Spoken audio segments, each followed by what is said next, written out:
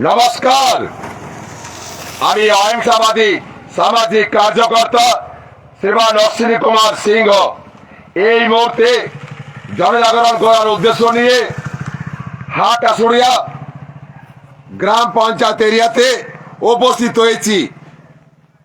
থানা বরজোড়া, জেলা বাঁকুড়া, গ্রাম ও পোস্ট হাট-আশুড়িয়া, হাট-আশুড়িয়া গ্রাম পঞ্চায়েত। আমি এখানে উপস্থিত হয়েছি।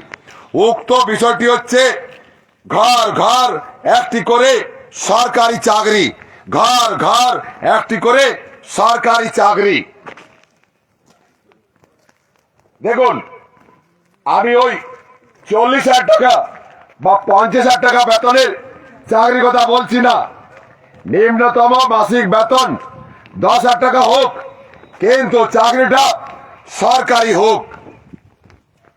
একটা সরকারি চাকরি ছাড়া আমাদের জীবনটা নরকের থেকেও খারাপ। একটা সরকারি চাকরি মানেই আমাদের সুরক্ষিত জীবন। ওই কোম্পানি চাকরিতে আমাদের কোনো মূল্য নেই। কিন্তু আপনার আমার মতো দেশের সাধারণ মানুষের ঘরে ঘরে যদি একটা করে সরকারি চাকরি হয়, তাহলে দেশের ওই বড় বড় ধনবান পুঁজিপতিদের কোনো লাভ নেই। তাই ওরা ওদের নিজেদের স্বার্থে দেশের মধ্যে বেসরকারীকরণ নীতি লাগু করতে চাইছে। বেসরকারীকরণ নীতি কি?